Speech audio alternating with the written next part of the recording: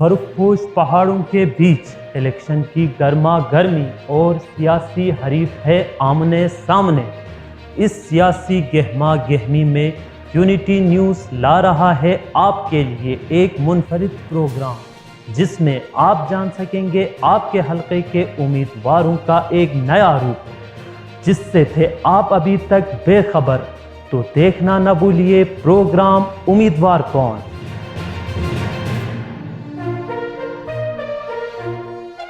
बिस्मिल्लाहिर्रहमानिर्रहीम। अस्सलामु अलैकुम नाजरीन, प्रोग्राम उम्मीदवार कौन के साथ मैं हूं आपका मेज़बान नासिर टिंचन। सबसे पहले नाजरीन हम आपको बताते चले कि हमारे ये प्रोग्राम उम्मीदवार कौन गिलगित बल्तिस्तान के इलेक्शन 2020 के हवाले से हैं। उनके इलेक्शन में हिस्सा लेने वाले उम्मीदवारों की ज़ाती शख्सियत और उनकी ज़ाती ज़िंदगी के हवाले से ये प्रोग्राम रखा गया है ताकि अवाम अपने नुमाइंदों के हवाले से उनकी शख्सियत और उनकी ज़ाती ज़िंदगी के हवाले से ज़्यादा जान सकें। तो लिहाजा हम देखते हैं कि आज के हमारे इस प्रोग्राम में हमारे साथ कौन तशरीफ़ रखते हैं। Welcome to the show sir, आपको खुशामदीद कहता हूँ अपने इस प्रोग्राम में। तो सर आप हमें बताइएगा, बहुत शुक्रिया। अवाम को, नाजरीन को आप बताइएगा कि आप किस हल्के से हैं, कहाँ से हैं, कहाँ से आप बिलोंग करते हैं। जी सर। बिस्मिल्लाहिर्रहमानिर्रहीम। मोहम्मद काजिम मेसम मेरा नाम है और उम्मीदवार हूँ मजलिस वहदत मुस्लिमीन गिलगित बल्तिस्तान GBLA आर्ट्स करदू 2 से। मेरा ताल्लुक शिगरी खुर्द करदू से है। शिगरी खुर्द मौजा में 4 गांव हैं, खरपीतो, चोरसुपा, फाफा और बलगार। मेरा इसी मौजा से ताल्लुक है और आबाई गांव मेरा क्वारदो है। बिल्कुल ठीक। जी हाँ सर, आप अपने तालीम पस मंजर के हवाले से भी थोड़ा आगाह करें हमें। मैंने मुख्तलिफ आर्ट्स के मज़ामीन में मास्टर्स किए हैं। पॉलिटिकल साइंस में, इस्लामिक स्टडीज़ में, एजुकेशन में, इन सब्जेक्ट्स में मास्टर्स किए हैं और ख़ासकर MAd में मेरा चूँकि तालीम और तदरीस से शगफ है तो वो मेरा प्रोफेशनली जो डिग्री है वो MAd है। आप किन चीज़ों में ज़्यादा दिलचस्पी रखते हैं? कौमियात में मैं ज़्यादा दिलचस्पी रखता हूँ। इसके साथ साथ सबसे ज़्यादा अगर आप मुझे पूछें, यूँ तो मेरी यही ज़िंदगी जो है वो कौमियात में गुजरी है, लेकिन सबसे ज़्यादा दिलचस्पी मुझे टीचिंग में है। I love teaching and study. मुताला और तदरीस मेरी कमज़ोरी है और दिलचस्पी बहुत ज़्यादा मैं तंजीमी यानी कौमी मामलात में रखता हूँ।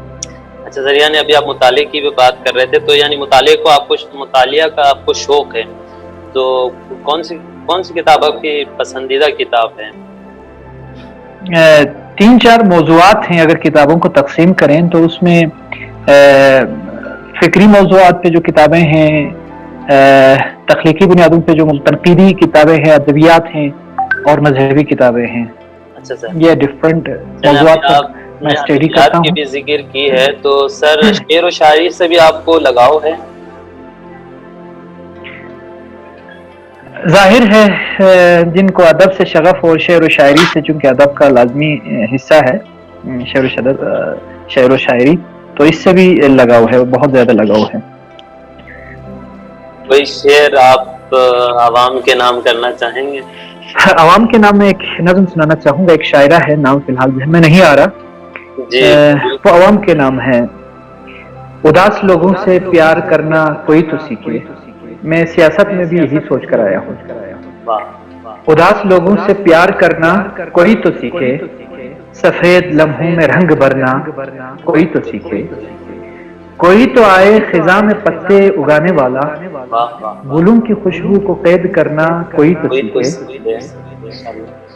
कोई तो आए नई ऋतु का पयाम लेकर, अंधेरी रातों में चांद बनना कोई तो सीखे। कोई पैगंबर कोई इमाम ज़मा ही आए, कोई पैगंबर कोई इमाम ज़मा ही आए, असीर ज़हनों में सोच भरना कोई तो सीखे। वाह वाह, माशाल्लाह माशाल्लाह, बहुत बहुत शुक्रिया, आपने इतनी प्यारी नज़म हमें सुनाई है। अच्छा सर, इसके अलावा शेर और शायरी के हवाले से मैं आपको यहाँ पे एक चीज़ ایک چیز یہاں پہ میں شیئر کرتا چلوں. جی جی فرمائیں. بچپن سے ادبیات سے جو مجھے شغف ہوئی نا، میں ایک چیز یہاں شیئر کرتا چلوں. جی جی سب سے زیادہ ادبیات سے جو شغف ہوئی، مجھے دلچسپی رہی ہے، اس میں بنیادی کردار یہاں ذکر کرنا میں مناسب سمجھ رہا ہوں.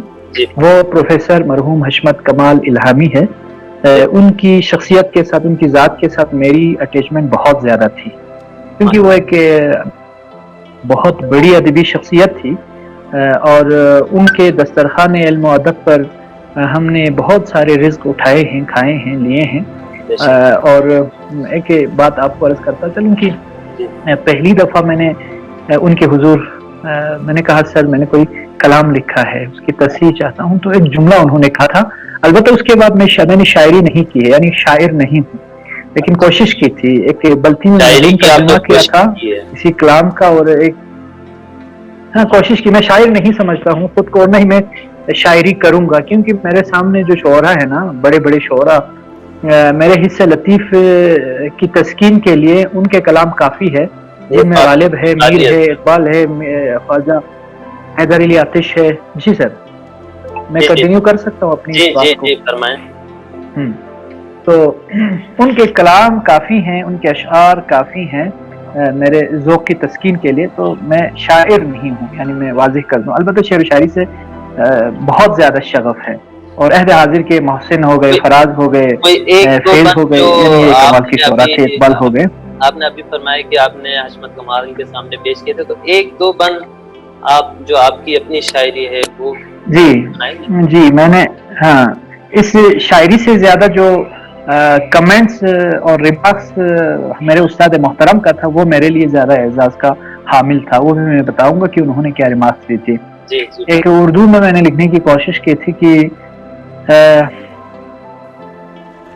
منافقت کے جہاں میں رہ کر محبتوں کا میں خواب دیکھوں. یہ غالباً 2007 کی شاعری ہے. منافقت کے جہاں میں رہ کر محبتوں کا میں خواب دیکھوں، یہ کیسے ممکن ہے بیج صحرا میں ایک کھلتا گلاب دیکھوں.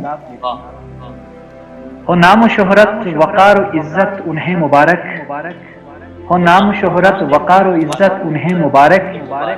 میں اپنی دشت انا و من میں صدا برستے عذاب دیکھوں. میں اپنی دشت انا و من میں صدا برستے عذاب دیکھوں. اس کے بعد عرض کیا ہے کہ میں اپنی دشت انا و من میں صدا برستے عذاب دیکھوں. نظر اٹھائیں تو لرزیں دنیا، قدم اٹھائیں جہاں ہو جامد. نظر اٹھائیں تو لرز دنیا، قدم اٹھائیں تو جہاں ہو جامد. یہی ہے خواہش، یہی تمنا، میں اپنا ایسا شباب دیکھوں. ہو مکتبیں سب جہاں میں نابود، کتابیں ساری اجل کا لقمہ. ہو مکتبیں سب جہاں میں نابود، کتابیں ساری اجل کا لقمہ. ہو عشق و مہر و وفا کی سطریں، میں اب کے ایسا نصاب دیکھوں. یہ استاد محترم کے سامنے کلام پیش کیا تو انہوں نے ایک جملہ کہا تھا کہ آپ کے کلام اصلاح کے محتاج نہیں ہے. یہ میرے لیے یہ تو بڑی اعزاز کی بات ہے سر، بالکل واقعاً اچھی بات ہے. اچھا سر، تو نیکسٹ سوال ہمارا یہ ہے کہ نظریات اور افکار کی دنیا میں آپ کن شخصیات کو جانتے ہیں؟ دیکھیں، میں نے جیسا کہ کہا کہ مطالعے کا مجھے بے تحاشا شغف ہے، اور اب افکار و فلسفے اور نظریات کی دنیا میں اگر دیکھیں تو بہت ساری شخصیات ہیں جن کو میں نے بہت پڑھا ہے، اور یقیناً میری نظریات پہ اس مطالعے کا اثر بھی ہے. اس میں خود اگر فلسفے کی دنیا میں آپ دیکھیں تو سوکریٹزم کو میں نے طریقے سے پڑھا ہے، اور جان ڈیوی کو، روسو کو، رسل کو، کارٹ کو، غزالی کو، ملا صدرہ کو، امام خمینی کو، اقبال کو، جو مجھے نام یاد آ رہے ہیں، ان کو میں نے ڈیپ اسٹڈی کیا ہے. اور تحریکی شخصیات کو دیکھیں تو نیلسن منڈیلا ہے، ماؤ ہے، خود امام خمینی بھی تحریکی بڑی شخصیات میں، چکوریا ہے. یہ وہ شخصیات ہیں جن کو میں نے گہرائی کے ساتھ ان کی زندگی کو پڑھا ہے، اور میں سمجھتا ہوں. جی بہت اور زبردست. اس کے ساتھ ساتھ ادبی شخصیات میں ادبی شخصیات کا اگر آپ دیکھیں تو اشفاق احمد ہے. صنف نثر کی بات کریں تو اشفاق احمد کو میں نے بہت زیادہ پڑھا ہے، اور تمام ادبی تقریباً اشفاق احمد کی کتابیں میں نے پڑھی ہیں. ادبیات میں ان کو بہت زیادہ میں پسند کرتا ہوں کیونکہ روحانی ٹچ بھی بہت زیادہ ہے ان کے ادبیات میں. ڈاکٹر سلیم اختر کی تنقیدی کتابیں بہت زیادہ پڑھی ہیں. اور پھر شعر میں غالب کو پڑھا ہے میں نے، میر کو پڑھا ہے میں نے، محسن نقوی کو پڑھا ہے، خواجہ حیدر علی آتش کو پڑھا ہے، اقبال کو پڑھا ہے، امام خمینی کو پڑھا ہے، افتخار عارف کو پڑھا ہے، فراز کو پڑھا ہے، مومن خان مومن کو پڑھا ہے، ناصر کاظمی کو پڑھا ہے. اور ایک زمانہ تھا، میں یہاں پہ آپ کو دلچسپ بات بتاؤں، ابھی میں دعویٰ نہیں کر سکتا ہوں لیکن ایک زمانہ تھا، ابھی تو حافظہ بہت حد تک کمزور بھی ہو چکا ہے، سیاسی آدمی بننے کے بعد آپ کو پتہ ہے سیاسی شخصیات کے حافظے کمزور ہوتے ہیں. کسی زمانے میں دعویٰ کر سکتا تھا کہ جتنے اشعار مجھے یاد ہیں کم از کم بلتستان میں حشمت صاحب کے بعد میں کہہ سکتا تھا کہ ہزاروں اشعار مجھے یاد تھے ان بڑی شخصیات کے. ابھی بھی الحمدللہ ہزاروں میں ہیں ادبی شخصیات کی اگر اور شاعروں کی بات کریں. اور اس کے علاوہ جو مذہبی موضوعات ہیں ان میں نے الحمدللہ امام خمینی کے موضوعات پہ جتنی کتابیں ہیں تقریباً جو اردو میں ٹرانسلیٹڈ کتابیں ساری وہ پڑھی ہیں. مرتضیٰ مطہری کی تمام آثار جو اردو میں ہیں الحمدللہ سارے آثار کا دورہ مکمل کر لیا تھا آج سے 3-4 سال پہلے. اور باقر الصدر کو میں فلسفے کی دنیا میں بہت زیادہ ان کو پسند کرتا ہوں. اقتصاد اور فلسفے کی دنیا میں خاص کر اقتصادنا اس کو کئی مرتبہ میں نے پڑھا ہے. تو باقر الصدر کو، امام خمینی کو اور ڈاکٹر علی شریعتی کو بھی میں نے پڑھا ہے اور اقبال کو بھی پڑھا ہے، آیت اللہ مظاہری کو بھی پڑھا ہے. تو یہ وہ شخصیات ہیں جن کو میں نے گہرائی کے ساتھ مطالعہ کیا ہے، ان کے آثار کا مطالعہ کیا ہے، ان کی زندگی کا مطالعہ کیا ہے. اور اس وقت امام خمینی کے بعد روح اللہ خمینی کے بعد آیت اللہ خامنائی کی جو کتابیں جو آئی ہیں آ رہی ہیں مزید، وہ بھی پڑھنے لائق ہے. خاص کر اگر آپ مجھ سے پوچھتے ہیں کہ اس وقت جو سب سے زیادہ مجھے کم از کم یا سیاسی شخصیات کو کس کتاب کا مطالعہ کرنا چاہیے تو میں سجیسٹ کروں گا کہ 250 سالہ انسان 250 سالہ انسان ضرور اسٹڈی کرے. اور سیاسی شخصیات کو ایک اور میں ریکویسٹ کروں گا کہ نہج البلاغہ میں امام علی علیہ السلام کا جو خط ہے مالک اشتر کے نام، کس طرح حکمرانی کرنی ہے، وہ خط تمام سیاسی شخصیات کو رہنماؤں کو پڑھنا چاہیے ایک عرصے سے تھی. اچھا سر، سیاست میں کیسے آنا ہوا آپ کو، تعلیمی شعبے سے سیاست کی طرف؟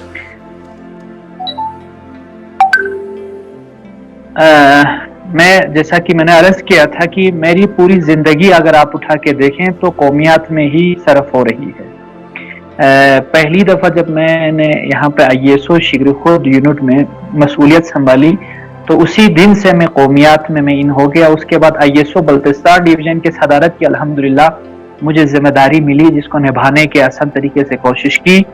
جب ایجوکیشن کے لیے میں نیچے شہر میں چلا گیا تو وہاں پر بھی ISO پاکستان کے سیکٹری اطلاعات کی ذمہ داری تھی. پلٹ کے واپس آ گئے تو مجلس وحدت مسلمین جو کہ ایک سیاسی مذہبی جماعت ہے تو اس جماعت کے ساتھ مربوط ہوا، بلکہ ہم بنیاد گزاروں میں سے بنیاد رکھی اور ایکٹیویٹیز شروع کی.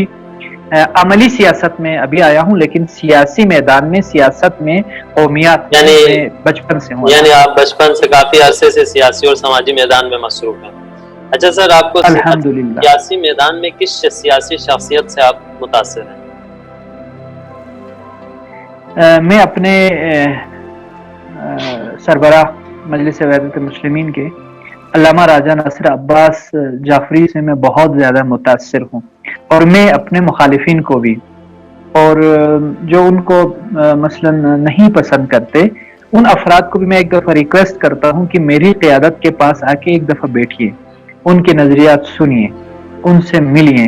آپ کو معلوم ہوگا کہ پاکستان میں سیاسی مذہبی جماعتوں میں یا سیاسی جماعتوں میں ان سے زیادہ ویژنری، کمیٹڈ، قربانی دینے والی اور عوام کی خدمت کرنے والی، شجاع निडर बाबसीरत शख्सियत नहीं है।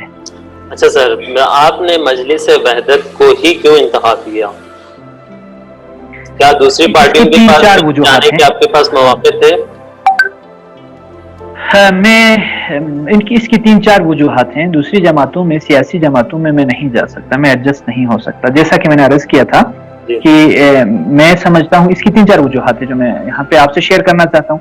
पहली वजह यह है कि मैं दीन और सियासत की जुदाई का कायल नहीं हूँ, क्योंकि मैं इस्लाम को एक मुकम्मल ज़ाबिता हयात समझता हूँ, और इस दीन में ये दीन इहाता करता है तमाम शोबाए ज़िंदगी को, जिसमें आपकी मईशत भी है, समाजियात भी है, इक़्तिसादियात भी है, आपकी सियासियात भी है, तालीम व तदरीस भी है, दफ़ाए मामलात भी है, यानी तमाम शोबाए ज़िंदगी पर मुहित है ये दीन। जब आप एक मुकम्मल ज़ाबिता हयात आप इस दीन को तस्लीम करते हैं, तो फिर क्यों कर आप एक दीनी सियासी जमात में काम नहीं कर सकते? यानी ये एक बुनियादी वजह है।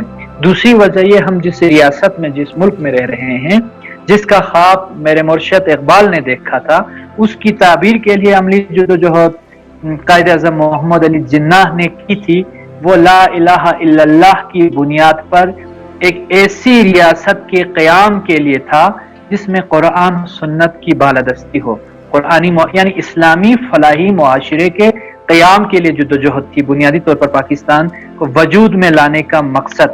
तो ये दूसरी वजह है। तीसरी वजह, जब मैंने शऊर संभाला, देखा तो मेरी जमाअत से बेहतर किसी जमात का मंशूर नहीं है। मेरी जमाअत के अगराज व मकासिद से बेहतर का मतलब ये नहीं है कि हम सारी जमातों को हम नज़रअंदाज करें या ज़ीरो से ज़र्ब दे दें, ये तरीक़ा ही ठीक नहीं है।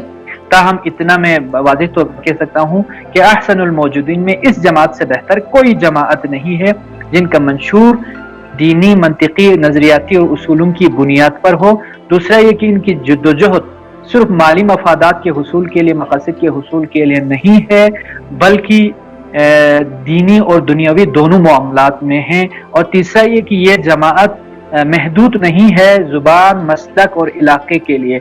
ये जमात, जिस तरह मौला अली ने समाजियात के लिए फार्मूला दिया था कि हमारा मुआशरा 2 हिस्सों में तकसीम है, एक जालिम और एक मजलूम में, तो हमारी जद्दोजहद जुल्म के खिलाफ क़याम करना है और मजलूमों की हिमायत करना है। जिस तरह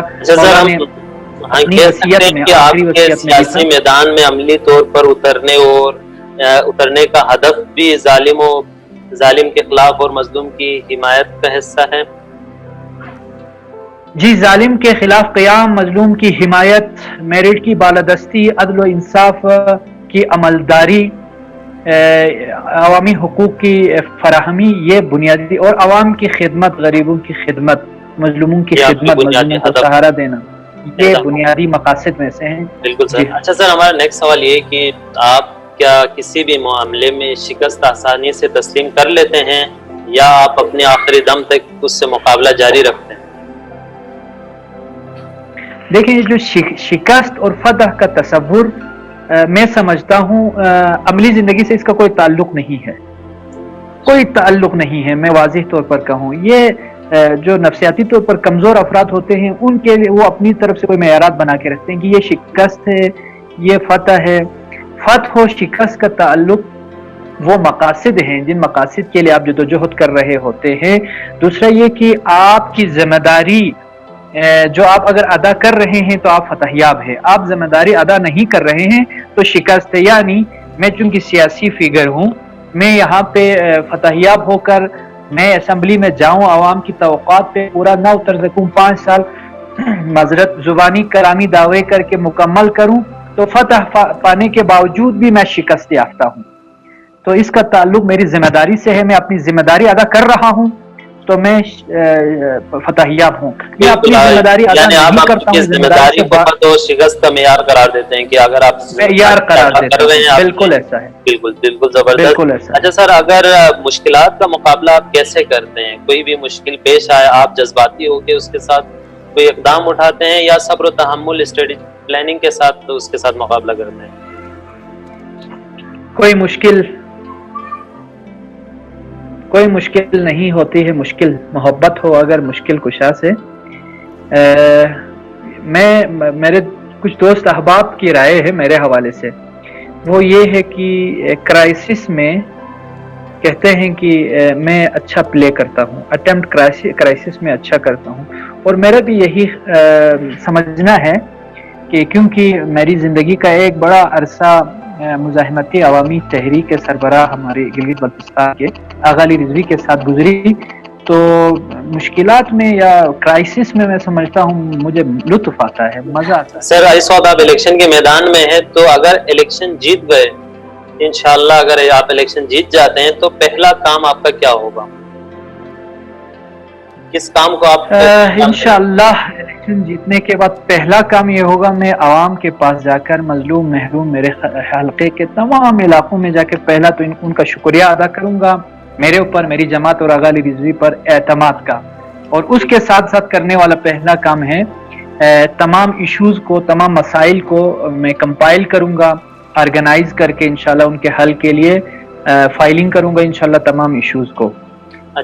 اچھا سر، پھر اور ترجیحات کا تعین اس عوام کے ساتھ کروں گا انشاءاللہ. میرا سوال یہ تھا کہ اکثر جو سیاسی نمائندے ہوتے ہیں ان کے سورس آف انکم کے حوالے سے اکثر تنازع کا شکار ہے، ہر جگہ کوئی اپنا شو کرتا ہے، اساسجات کوئی نہیں کرتا، تو لہٰذا آپ کے بارے میں بھی عوام جاننا چاہتی ہے کہ آپ کے سورس آف انکم کیا ہے؟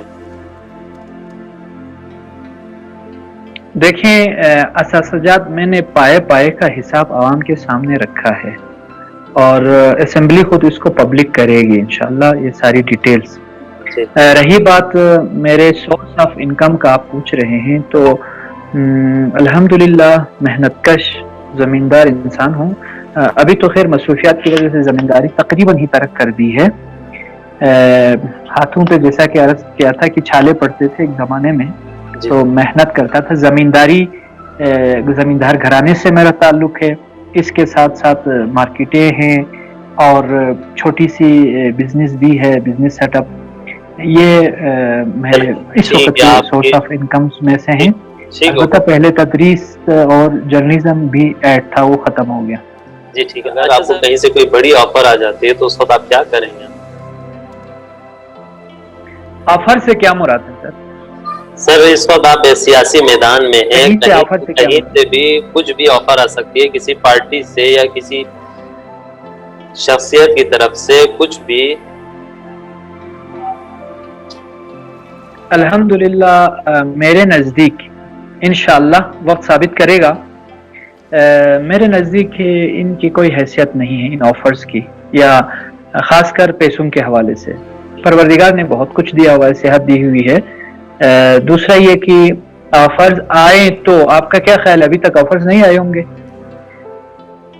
مجھے پوری کائنات دے دیں اور کہیں جی ہاں، آفرز مختلف شخصیات میرے پاس آ گئی تھیں، بہت ساری شخصیات آ گئی تھیں مختلف جماعتوں کے. جی ہاں، البتہ میں یہ بتاتا چلوں، آپ آفرز کی بات کر رہے ہیں، پوری کائنات مجھے دے دیں، پوری کائنات کی حکومت، اور یہ کہا جائے آپ اپنے نظریات سے ہٹیں، ممکن نہیں ہے. چلیں جی، زبردست بات، کیونکہ میرا نظریہ شعوری نظریہ. زبردست بات ہو گیا. اچھا سر، یہ الیکشن میں ہار جیت الیکشن کا حصہ ہے. اگر خدا نہ خواستہ، خدا نہ کرے، اگر آپ ہار جاتے ہیں تو آپ کا کیا رد عمل ہوگا؟ پہلی بات تو یہ ہے کہ انشاءاللہ سیاست میں جب ہم نے قدم رکھا ہے تو ہارنے کے لیے قدم نہیں رکھا ہے، اور انشاءاللہ فتح یاب ہوں گے. خدا نہ خواستہ دوسری صورت ہونے کی صورت میں، کوئی ایسا کوئی مسئلہ آنے کی صورت میں، عوام کی خدمت پہلے سے زیادہ کروں گا، عوام کے درمیان زیادہ بیٹھوں گا. میں سمجھوں گا کہ اب پہلے سے بڑھ کر مجھ پر ذمہ داری عائد ہو گئی ہے، کیونکہ اگر میں اسمبلی میں جا کے خدمت کروں گا تو چونکہ لوگ یہ سمجھیں گے کہ یہ انسینٹیوز کے لیے کر رہے ہیں، یہ اپنے عہدے کے لیے، اپنی کرسی کی وجہ سے کر رہے ہیں، یعنی ظاہر ہے وہ کرنا ہوتا ہے، وہ ڈیو ہے میرے اوپر. اس صورت میں خدمت کرنا، عوام کے لیے جدوجہد کرنا، وہ ڈیو ہے، یعنی میرے اوپر ذمہ داری ہے، واجب ہے، اور اس میں کوئی ایثار و فداکاری نہیں ہے، کوئی کمال نہیں ہے میں اسمبلی میں جیت کے عوام کی خدمت کروں.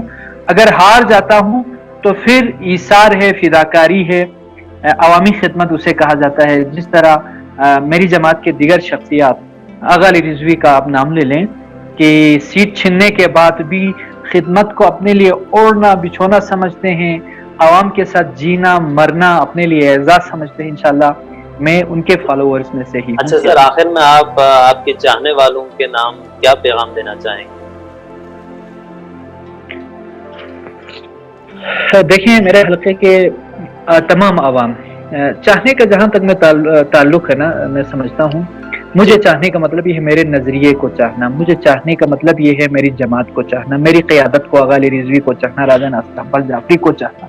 मुझे चाहने का मतलब ये है, यानी मेरी कोई ज़ाती ऐसी कोई वो रिलेशन या नहीं है जो मेरी ज़ात के लिए चाहे, इस नज़रिए के लिए मिलके अवाम चाहते हैं।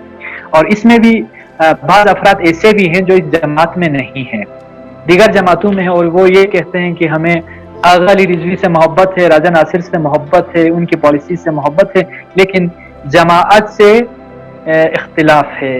तो मैं ये उनसे पैगाम देना चाहता हूँ, भाई शेख सादी का एक खूबसूरत जुमला है, मैं यहाँ कोट करना चाहूँगा, थोड़ा सा वक्त लूंगा अगर आपकी इजाजत से। जी जी फरमाएं। तो शेख सादी का एक जुमला है कि इंसान की हस्ती उसकी सोच, उसकी फिक्र और उसका नजरिया है, बाकी जो रहता है गोश्त, पोस्ट और हड्डी है। जबरदस्त। तो आगा अली रिजवी से, राजा नासिर से अगर मुझसे मोहब्बत करते हैं, मुझे चाहते हैं, तो यकीनन मेरे नजरिए को चाहना चाहिए।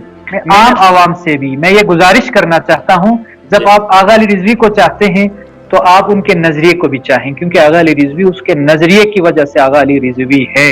और वो नजरिया जो इमाम अली ने हमें पेश किया था, जालिम की मुखालिफत और मजलूम की हिमायत, उस नजरिए के लिए हम सब कारबंद है।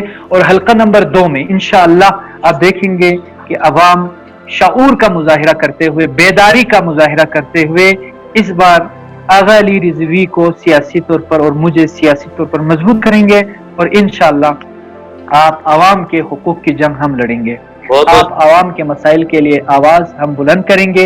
ये मेरा आखिरी पैगाम है, और ये पैगाम आवाम तक ये भी मैं पहुंचाना चाहता हूँ कि आवाम धोखे में ना आए, खाली नारों के धोखे में ना आए, खाली ऐलानात के धोखे में ना आए, बल्कि उस शख्सियत के पीछे जाएं जो शख्सियत कभी आपके साथ बेवफाई नहीं कर सकती, जो आपके दरमियान बैठने को, आपके मसाइल हल करने को, आपके साथ जिंदगी करने को अपने लिए एजाज और फख्र और इबादत समझ के करते हैं, और इंशाल्लाह ये काम हम करते रहें।